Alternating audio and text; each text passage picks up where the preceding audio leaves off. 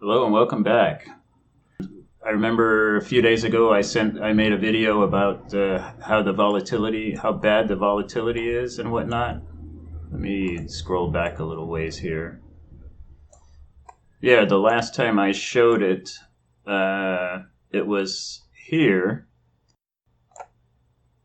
and we had closed a basket of 5 and immediately opened another 5 trades. No, this was 6 trades. Sorry, 6 trades, and immediately opened another 5 in the wrong direction, because the bot is just calling it wrong that often now. But that trading round has since grown to 8 trades, and so I put an alert. I have this indicator that I built called the alerter, which is kind of a cool one. This white line, basically I have it set so that if the price goes above this white line, or if the price goes below this white line, for example, in fact, if I move that, let me see, on the next tick I should get a alert. And there it is. See, it says price beyond buy sell line. So when I want something to happen, I put my alerter on. I put the lines on there, so whenever it gets to a certain price, I get an alert, and then hopefully, in this case, it was when it gets to the break even, I want to be alerted because I want to see if I can catch the trailing stop when it happens. Although you probably won't see the actual stop loss moving on here. I can't remember if I have it set. Well, I totally missed it. I was in a meeting on a WebEx call with my work, and I didn't hear the notification when it came in, and I missed it. But at least you can see the lines. I mean, look at this. This is gnarly, right? I mean, that's just nuts. So here's the previous one. Okay, let's go back to where that one ended. Right, that one started up here. That was 6 trades. And then, immediately after closing, it got a buy signal, which was wrong. And it had the dollar cost average all the way down. I mean, look at this. This, from there to there, is 143 pips. So, yeah. That... which means it had to come back, in order to close? About 75 pips to get out of this round. Wow. 8 trades total, right? It didn't, yeah, 8 trades total. Oh my goodness, that is just nuts. So this is the sort of thing that happens when you have high volatility. That's caused by basically retail investors or retail traders. Because institutional guys, they tend to move the price one way or another for longer periods of time with much less fluctuations, much less volatility in the movements.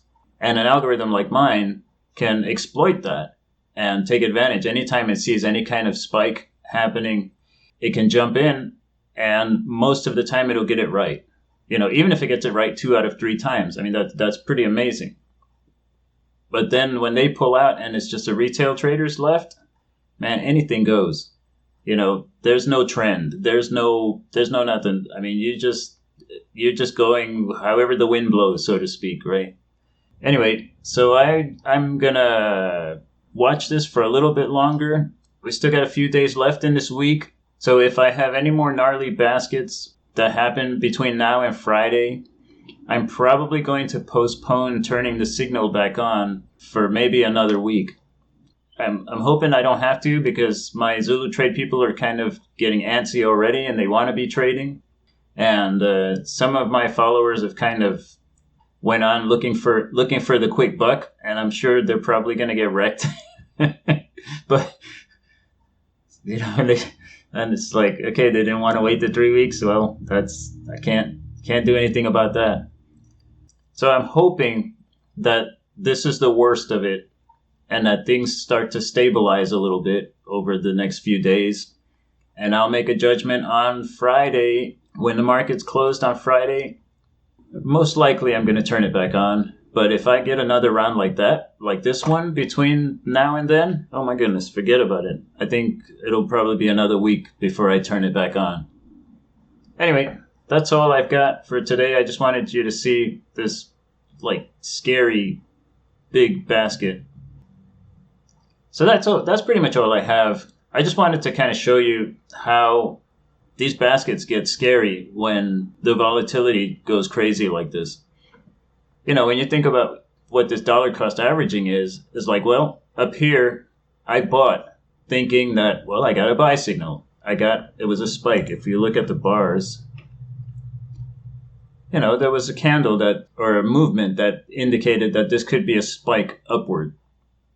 So I bought, right? Hoping to get out in 7 pips, you know?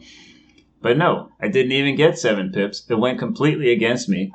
And so now I'm dollar cost averaging, hoping to get out, and it still goes. And I'm hoping to get out and get out and get out and get out. Okay, 7 times I'm trying to move the break-even price so that I can get out. And I had 2 more attempts before I just start closing trades. After 10 trades are open, if the price keeps going against me, one at a time I'll close the oldest trade, the biggest loser basically, because that's the only way to do it and be FIFO compliant. So I have 10 trades open and the price keeps going further against me. Let's say, for example, you know, it gets down to here. Let's do this. It gets down to here, let's say. And so right here would be about where the first stop loss gets triggered. So it would close the first trade. And then I would immediately put another trade in to try and bring that break-even price down. But now we're hit with the loss from the first trade. We're not getting that back in this round. The best we can do is close the rest of the round in profit if the price retraces back upward. But if it keeps going down, it hits another stop loss and closes another trade. And each trade that closes in a loss just hurts that much more, right? It's not going to wreck you, but I mean, I imagine if you get 10 losses in a row, then you're going to be wrecked. But I've never actually seen that happen in all of the time that I've ever run this algorithm. You know, I've seen maybe 3 close.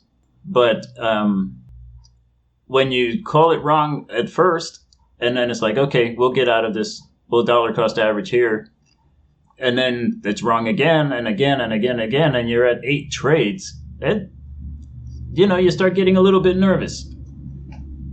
But that's how it is. That's how the trading game goes. And if you don't have the emotions to be dealing with this stuff, man, it's rough.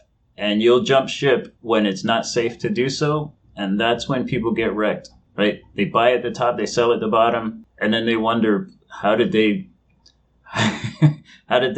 get it wrong? And the other thing is, they buy at the top, they sell at the bottom, and then the price goes in the direction that they were hoping it would go without them, right? So they take a loss, and they called it right in the first place. Trading is definitely not for everyone. You have to have a strong stomach. All right, guys, that's all I've got.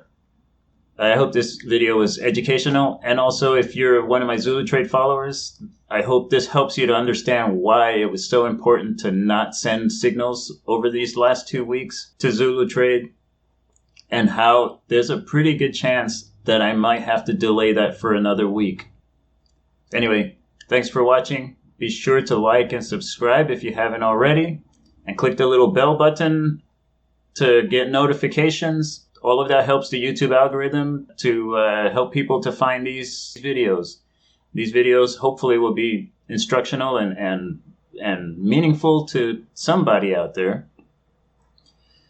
All right, thanks for watching, and I will see you in the next video.